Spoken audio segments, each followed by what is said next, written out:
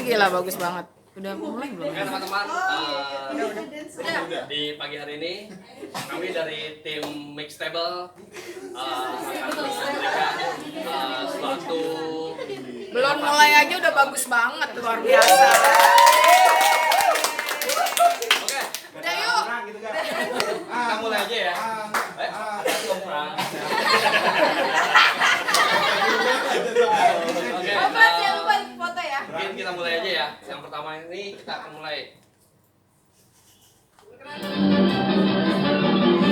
Oke, yang pertama saya Angga Putra, saya dari keluarga Ara, dan dari yang kedua Saya Ria dari keluarga Ara. yang ketiga. Saya Arum dari keluarga Ara. Fotonya seru banget. Oke, Hancur banget ya. Ini aja. yang pertama ini saya akan membawakan suatu inspirasi ya. Inspirasinya mungkin by cerita sama gambar aja. Saya nggak pakai video-video soalnya nggak sempat syutingnya. Terinspirasi loh ya. Oke, pagi ini saya mau bawakan tentang care atau peduli alias peduli ya. Apa sih itu AK peduli? Aka itu kayak istilah kalau di dalam koran-koran loh, Bu. Ada istilah loh, alias, Bu. Oke.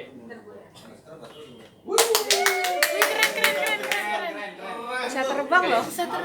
Siang itu ada sepasang suami istri petani pulang ke rumah setelah berbelanja ya. Ketika mereka membuka barang belanjaannya, seekor tikus memperhatikan dengan seksama sambil menggumam. Dia pikir bahwa makanan apa ya yang dibawa mereka dari pasar. Ternyata dari barang belanjaan tersebut yang dibeli salah satunya adalah perangkap tikus. Sang tikus kaget, bukan kepalang. Ia segera berlari menuju kandang dan berteriak. Ada ular. Ada perangkap tikus di rumah. Di rumah sekarang ada perangkap tikus, dicapai dengan panik. Ia mendatangi ayam dan berteriak. Ada perangkap tikus di rumah petani. Oke, dan sang ayam pun berkata, Tuan tikus, aku turut bersedih, tapi itu tidak berpengaruh terhadap diriku. Lalu, Ayamnya nggak goib. sang tikus pun lalu pergi menemui seekor kambing sambil berteriak, Hai Tuan kambing, dapatkah kamu menolongku? Di rumah petani ada perangkap tikus. Lalu, sang kambing pun berkata, aku turut bersimpati, tapi maaf, tidak ada yang bisa aku lakukan. Mirip banget. Pantesan ini ya. Lalu, sang tikus pun menemui sapi. Dia mendapatkan jawaban yang sama. Maafkan aku, tapi perangkap tikus itu tidak berbahaya buat aku sama sekali. Itulah dari 3 teman-teman di sana yang sama sekali tidak peduli terhadap si tikus. Akhirnya sang tikus pun kembali ke rumah dengan pasrah, mengetahui kalau ia akan menghadapi bahayanya sendiri.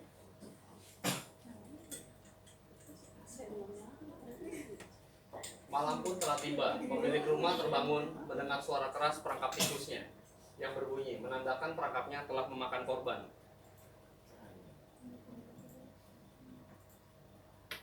Namun ketika melihat perangkap tikusnya, seekor ular berbisa telah terjebak di sana. Ekor ular yang terjepit membuatnya semakin ganas dan menyerang istri dari si petani. Walaupun sang suami berhasil membunuh ular tersebut, namun sang istri sempat tergigit dan teracuni oleh ular berbisa tersebut. Inilah buktinya. Oh my god. Foto di TKP. Inilah ular. Seperti apakah ular yang mulutnya begini? Dulu tidak buah. Kenapa jadi semuanya? Nah, itulah. Bentuknya tuh. Ya itu dia yang kita temukan di TKP seperti itu ya. Ini keluarga istrinya seperti ini. Ularnya beda. Setelah beberapa hari di rumah sakit, Giginya banyak.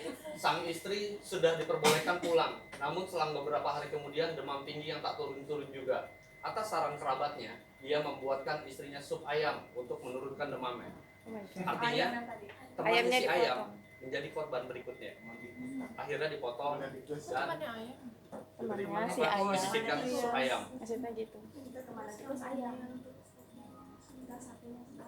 Semakin hari bukannya semakin sembuh, justru semakin tinggi demam istrinya. Seorang teman menyarankan untuk makan hati kambing. Lalu ia menyembelih kambing untuk diambil hatinya. Setelah memakan hati kambing, istri petani juga tak kunjung sembuh dan akhirnya meninggal dunia. Innalillahi wa inna ilaihi raji'un. Ayo kita kasih. Mari kita berdoa sejenak ya. Kita dimulai. Banyak sekali orang datang pada saat pemakaman, sehingga ia harus menyembelih sapinya untuk memberi makan orang-orang yang melayat. Dari kejauhan, sang tikus menatap dengan penuh kesedihan. Beberapa hari kemudian, ia melihat perangkap tikus tersebut sudah tidak digunakan lagi di rumah itu. Sedih Mungkin banget. dari kesimpulannya Ria akan menyampaikan. Kesimpulan dari cerita ini adalah jangan mengabaikan orang lain saat orang lain membutuhkan kita. Kita bisa bermanfaat saat kita dibutuhkan dengan memberikan pertolongan dari kita. Contoh hal kecil adalah saat kita pulang kerja selesai, itu AC belum ada yang mematikan. Wah. Itu salah satunya. Itu ya. Ya, ini sebagai contoh. Itu udah nyala. Ini sebagai contoh hal kecil. Jika salah satu dari kita ada yang lupa, itu bisa mengingatkan, atau misalkan tidak bisa mengingatkan, setidaknya kita bisa mematikannya langsung. Sekian. Ya, jadi Cukup udah nggak usah. besok hari itu pasti kita akan kena teguran ya dari atasan. Pasti ada. Dari salah satu pimpinan kita akan memberikan informasi siapa yang tidak mematikan AC. Nah, efeknya adalah jika AC ini semalaman hidup, tiba-tiba terjadi kebakar atau apapun rusak, jadinya impactnya ke kita semua kan. Libur bareng. Ya. Libur bareng. Itu, Pak. Oke, yang kedua kita akan memberikan inspirasi tambahan lagi bonus ya kan yang akan dibawakan oleh Ria. Udah cukup. Ini aja Bagus banget 20 menit bro. Sabar. Oke, yang kedua ini tentang marah. marah. Alkisah, seekor ular memasuki gudang tempat kerja tukang kayu di sore hari. Ular yang tadi mati itu.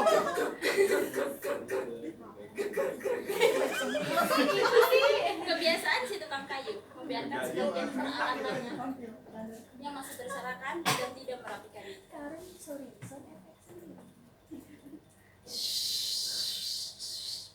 Nah, ketika ular itu berjalan kesana kemari di dalam gudang, tanpa sengaja ia merayap di atas gergaji. Yang kemarin gue baru kasih lihat. Tajamnya mata gergaji menyebabkan perut ular terluka.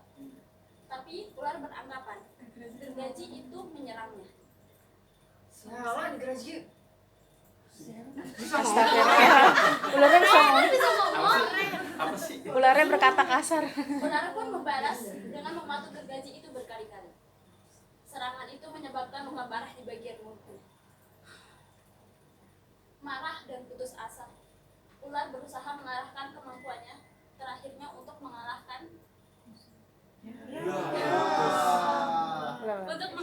Kan yang gue kasih lihat. dan mengalahkan musuhnya. Ia pun membelit kuat gergaji itu, maka tubuhnya terluka amat parah dan akhirnya ia pun mati. Innalillahi. Pada intinya nanti kita akan mati. Iya. Sedih banget ya hari Jumat yang gak ceria.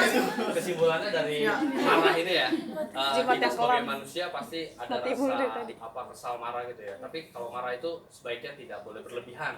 Kalau bisa lebih baik tidak marah. Karena ada kalau dalam Islam ya ada hadisnya misalnya tatadok walakal jannah. Subhanallah. Artinya janganlah kamu marah maka bagimu surga. Is. Jadi salah satu kita dapat surga itu salah satunya jangan suka marah. Iya. Jadi. Itu mungkin inspirasi dari saya dan Ria. Mungkin selanjutnya kita akan tambahkan lagi terkait apa ya edukasi lah, pendidikan, pengetahuan supaya kita tambah cerdas. Oke, yang akan dibawakan oleh Arum. Ya.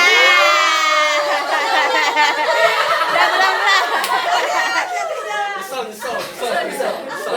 Nah, teman-teman, Udah habis waktunya, Rum. Habis dah.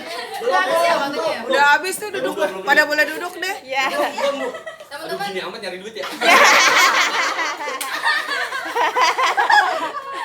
teman-teman kita mau share sedikit tentang pengetahuan. Kita lihat pengetahuan apaan ya? Ayo.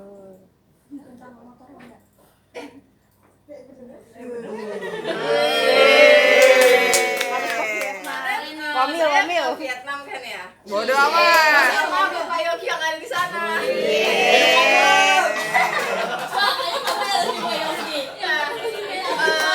Nah, karena kita kerjanya di Honda, kita mau kasih tahu nih ke teman-teman nih, gimana sih Honda yang ada di Vietnam sana. Nah, ternyata bentuk Honda di Vietnam itu ada ini. Klik aja.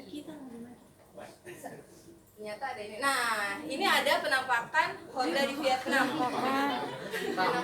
Ya, tampak. Buat Pak Wawan, ini nih bengkelnya seperti ini Pak, dari samping. Ya nggak jauh lah kayak Sarjo ya. Nggak jauh lah ya. Cuma tulisannya aja kayak cacing. Dilanjut Bapak. Ahas ada juga ya. Itu ahas, tadi ahas dari samping. Nah, ini Itu bahasanya bahasa Vietnam, Pak. Jadi bahasa Indonesianya ahas. Ahas. Itu tulisannya tanglot. Iya. Nah, bentar dulu. Nah, teman-teman, sebelum kita melanjutkan lagi, tadi kita udah ngomongin tentang Honda. Nah, ini saya mau ngasih tahu nih, di sini ada gambar, ini di belakang ini ada gambar tentang kota Vietnam. Kota Vietnam ini padat banget karena dia baru berkembang. Nanti sejarahnya kita akan ceritakan ya. Nah, untuk ketika kita melihat rumah-rumah yang ada di sini, teman-teman lihat nggak sih ada perbedaan apa dengan Indonesia? Bentuk rumahnya itu dia sangat kecil. Mana ya? Bentuk rumahnya itu sangat kecil. Nah, ini kecil, tapi dia naik ke atas. Jadi dia tuh Apartemen. nggak apa lebar gitu. Nggak Dia lebar. sampai tuh panjangnya mungkin sekitar 30 berapa meter gitu. Karena tinggi.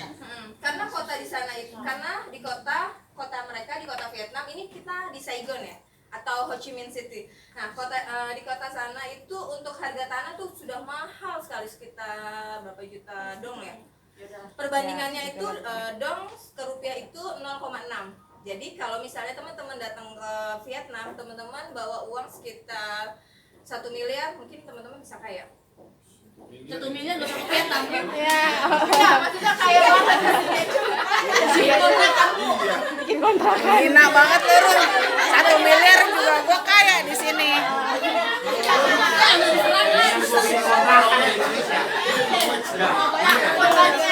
Ah, ini bukan wawasan nih, udah Ana.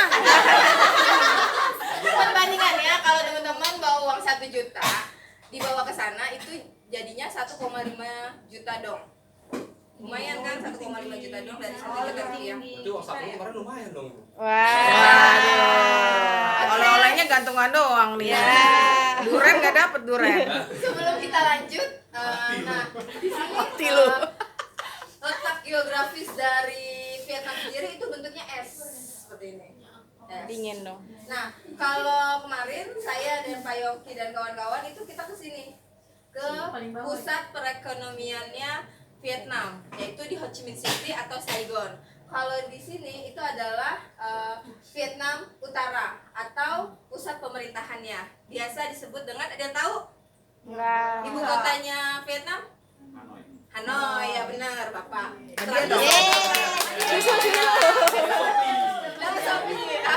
Nah, iya.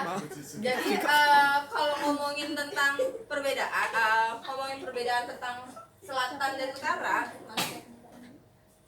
dan utara, berbeda sekali karena pusat perekonomiannya itu di bawah, pusat pemerintahnya di atas, dan di bawah itu dia sangat padat. Nah, ini adalah bentuk kota di Saigon. Nah, teman-teman, kemarin tuh kita jalan-jalan di sana.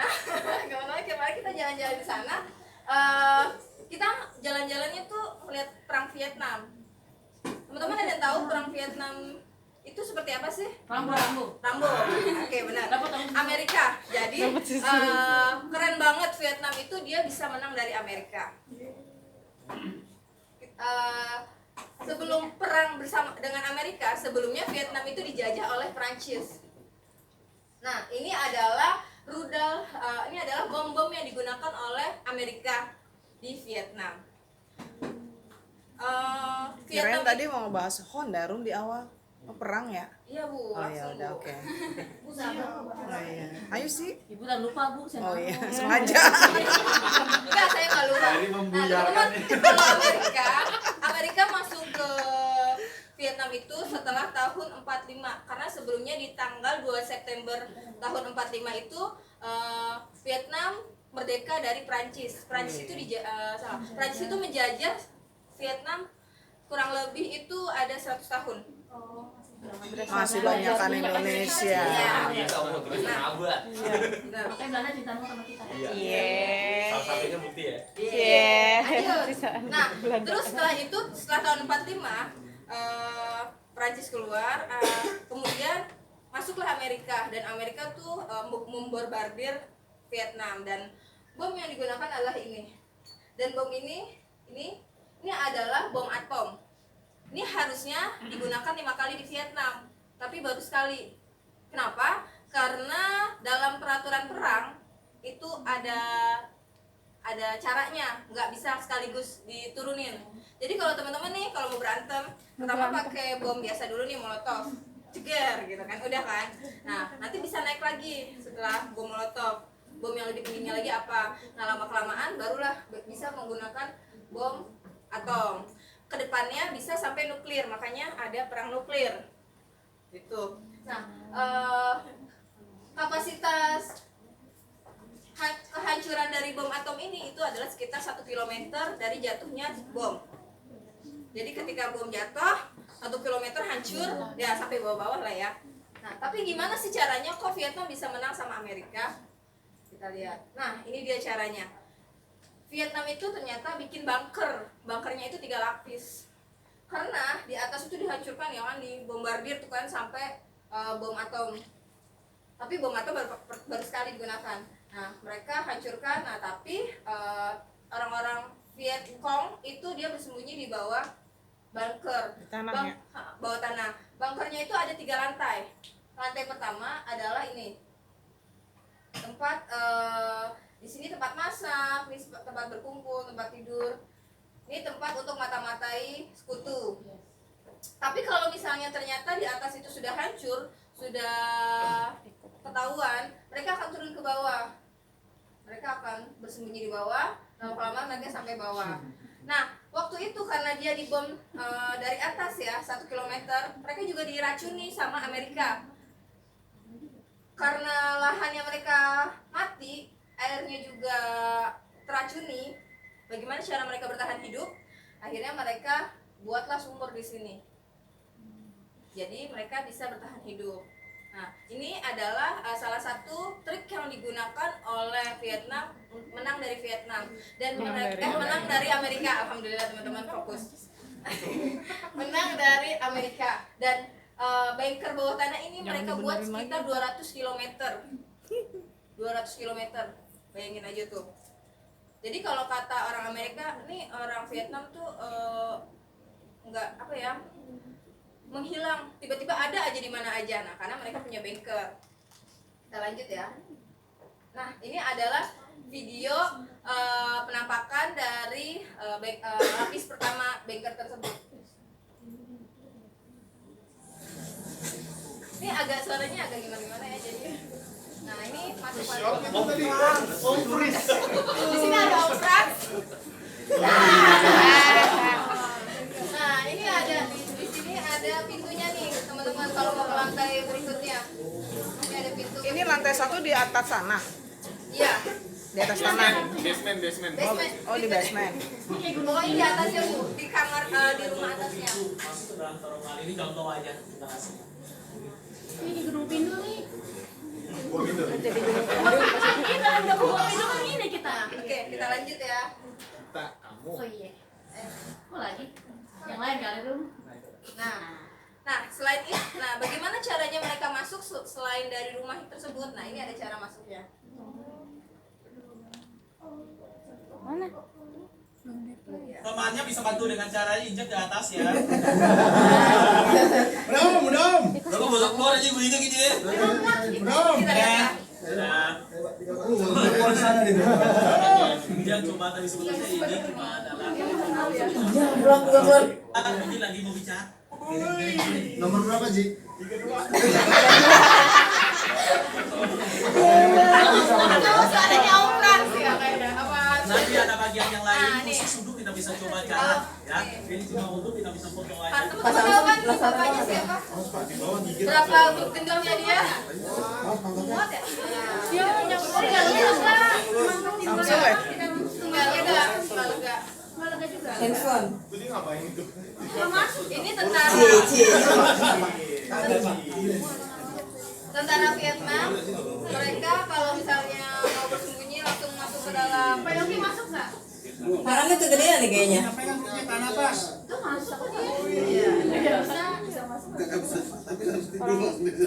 Vietnam kurus-kurus berarti. Di dalam itu ada pintu masuk lagi. Gorong-gorong ya. Nah ini Oh itu berdiri cuma segitu ya Pak ya? berdirinya cuma segini. Udah turun. Siti lu nggak muat Siti? Cahaya ilahi. Serius Pak? Apalagi gua. Oke, kita lanjut ya. Nah, ini kurang lebih 200 km yang mereka buat gorong-gorong. Oh, Ini ke dia, dalamnya. panjangnya. Luasnya. Luasnya. Kita lanjut ya. Nah, kan mereka udah bikin gorong-gorong. Terus mereka juga bersembunyi di bawah. Kalau misalnya mereka pergi kemana di sana tuh musimnya ada namanya musim monsoon, musim hujan lebat di tropis di hutan tropis. Nah hujannya tuh deras. Jadi kalau misalnya mereka nanti jalan nanti kelihatan jejak kakinya. Jadi bagaimana? Kira-kira teman-teman ada yang tahu nggak? Jangan jalan kali. Dan Terbang jalan. ya, Bu, ya? Nah ini adalah salah satu cara mereka menghilangkan jejak dengan ini. Makia. Dapat lomba ya? Kok menurut teman-teman kok bisa nggak sih ini menghilangkan jejak? Bisa nggak ada mereka? Ini Ada yang aneh nggak? ada yang aneh nggak? Gak jelas gambarnya. Ini sendal Bu, ini depannya, ini belakangnya. Apa Mbak? Cuman karet ban aja. Ini teman-teman kalau perhatikan, ini arah sendalnya itu dia ke atas, dia begini. Harusnya kalau dipakai, kalau orang pakai itu dia akan kelihatan. Jadi berbalik. Ya, jadi itu adalah trik tentara Vietnam untuk menghilangkan jejak mereka. Kita lanjut ya. Gak enak tuh makanya. Enggak, ini makanya tetap biasa, tapi arah sendalnya kembali. Nah, teman-teman, ngomongin daerah, ngomongin internasional, kita pasti tertarik banget tentang kuliner. Kuliner di sana itu ada yang namanya, nah ini dia. Mereka itu makanan khasnya adalah rice paper. Rice paper itu dibuatnya seperti ini. Rice paper. Nah, Masih kertas ya? rice paper ini bisa dibuat berbagai hal. Salah satunya seperti ini, Ini namanya PHO. Atau PHO perusak hubungan orang. Iya dong. PHO. Bukan sogun. Sehun. Suami ini tuh sabun. Sehun Kak. Nah, kalau yang ini adalah lumpia, tapi dia nggak digoreng. Dia cuma direbus saja, terus dibalut-balut pakai daging, pakai sayur. Buat yang vegetarian bisa pakai ini. Recommended ya. Nah, di sini ya bisa makan ini. Daging sayur. Nah, ini adalah roti khas di daerah sana. Kalau teman-teman di sini suka makannya bakso, kalau di sana makannya banh mi, BANHMI, banh mi. Banh mi ini terakulturasi dengan negara Prancis. Kenapa? Karena 100 tahun ya dia dijajah. Jadi makanannya itu kayak roti, ini namanya roti bakpet. Apa ya bakpet ya? Jadi pertahanan buat Amerika Bakpet. tapi di Ya itulah roti bakpet itu. Prancis. Terus di dalamnya diisi, teman-teman tahu roti john nggak? Roti john yang lagi viral. Iya tahu. Ya. Apa? Dalamannya tuh kayak roti john. Dalamnya bisa pork, bisa babi, bisa daging atau bisa ayam gitu. Enak banget. Jadi teman-teman kalau datang ke Vietnam nanti bisa cicipin makanan ini. Kita lanjut ya. Nah, untuk kebudayaan. Nah, ini nih khususnya buat cowok yang mau cari jodoh di Vietnam. Atau cewek yang mau cari cowok di Vietnam. Ini kita lihat ya. Biasanya jauh. Nah, Widih. ini adalah baju adatnya Vietnam. Baju adatnya itu robek pakai sampai kerudung sini. Silakan Pak Fran. Iya, gamis. Baju bodoh. Baju bodoh. Tapi bahasa Indonesianya baju kurung gitu kan.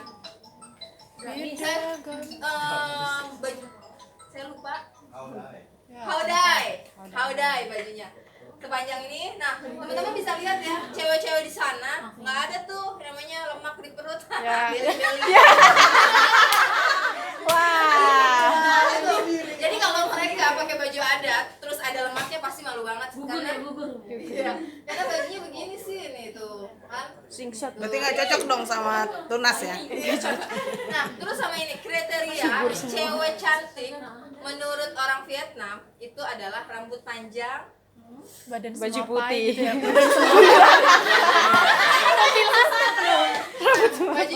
rambutnya panjang, rambutnya lurus dan panjang dan hitam. Kenapa?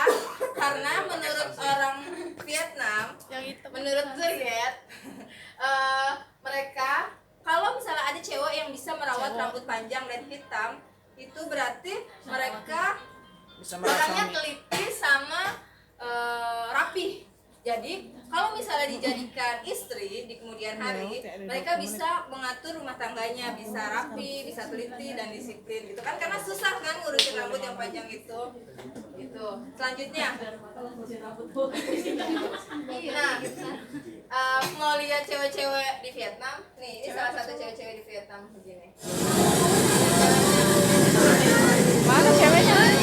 Iya bang, iya. Nah, Mana itu ceweknya?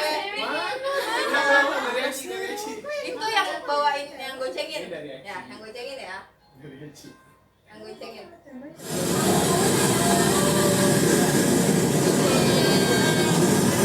Udah ya, kita lanjut. Di belakang siapa itu? Ya. Jadi kalau di sana tuh apa gate-nya tuh ada mereka tuh driver tuh cewek semua. Cewek semua. Ini Jadi kebetulan bebas di belakang tuh cowok, mau cewek mau cowok, pokoknya yang bawa dia cewek. Bonus dong. Wih, makanya Om Francis. banyak orang senang. Iya.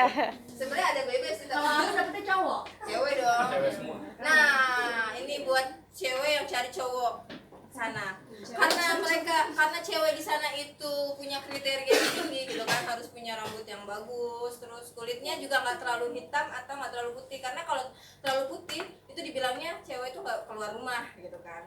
Jadi Kalau hitam kebanyakan keluar. kalau hitam Kayak ini kira ini buat cowok, buat laki-laki ini namanya arak kobra. Kobra. Obat kuat. Oh. Jadi teman-teman kalau ke Vietnam nanti harus beli ini ya, Biar khususnya buat cowok gitu kan. Kuat. Tapi ya, karena saya udah tahu suami saya kuat.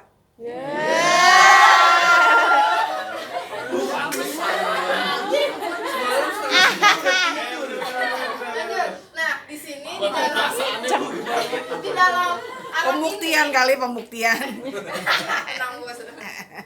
Ini arak di sini, ini araknya dalamnya ada kobra, ada kalajengking. itu Nah, konon katanya itu bisa membuat kuat, tapi teman-teman yang dijual di sini ternyata itu cuma enggak, itu bukan kobra beneran, ini cuma ulet yang kepalanya dilebarin. Kalau teman-teman mau cari yang arak benerannya ya cari di rumah penduduk setempat, karena itu dia pakai kobra beneran. Kobra beneran nggak sekecil ini ya kan ya. Kita lanjut ya. Nah, ini dia lalu lintas Vietnam. Ada yang pernah searching tentang lalu lintas Vietnam? enggak. Perhatikan baik-baik ya. Perhatikan baik-baik, jangan berkedip. Satu, dua, tiga. Itu yang di atas gagal Ini fokus. lalu lintas Vietnam tuh kayak gini tuh. Kalau cetok kedua. Itu ojeknya begituan. Yang di atas gagal fokus. Ojeknya begituan. Terus mereka pada begini gitu ya. Boncengnya tuh enak banget. Jadi helm di sana tuh bentuknya seperti topi, bentuknya topi. Enggak aman dong. Kayak SNI. Apa enggak ya? Nggak ada kacanya. Di sana udah SNP. Dia SNV. SNV. Ini SNP. Nah, gitu. Sadar Teman-teman kalau nggak di sana tuh jarang banget lampu merah. Jadi Itu nggak lampu masuk merah angin apa hanya ya? di titik-titik tertentu. Jadi teman-teman kalau ada yang mau belok kanan, belok kiri ya bebas, pakai feeling. Jadi kalau nyebrang nggak usah kelihatan kanan kiri, Langsung jalan aja. aja. Dia yang berhenti. Karena yang disalahkan di sana kalau misalnya ada yang ketabrakan, yang disalahkan ada yang paling besar. Kalau misalnya manusia sama motor, berarti Manusia yang ya. sama mobil berarti berarti mobil. Motornya jalan sendiri, nggak ada manusianya. Di sono, di sini juga gitu. Nah, ini kayak gini nih. Ini kayak diglodok ya. Ini saya Untuk kayak glodok. ini saya arahnya ke sana. Nih arahnya ke sana. Ini ada yang ke sini, ada yang ke sini. Semerawut. Suka dia lah ya. Suka dia lah. Macet lah, kayak di depan pasar minggu. Nah, di sini rumahnya seperti ini ya, teman-teman. Kayak padat banget. Nah, Macet ya? Nggak kayak di Jatinegara gak? ntar kita lanjut lagi. Oke.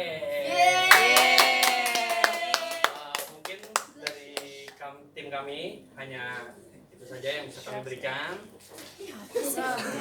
Tahu dia repot Ya banget. lewat ya 20 Mohon menit. maaf. 30 menit. Jangan lupa ya dikasih bintang 5 ya.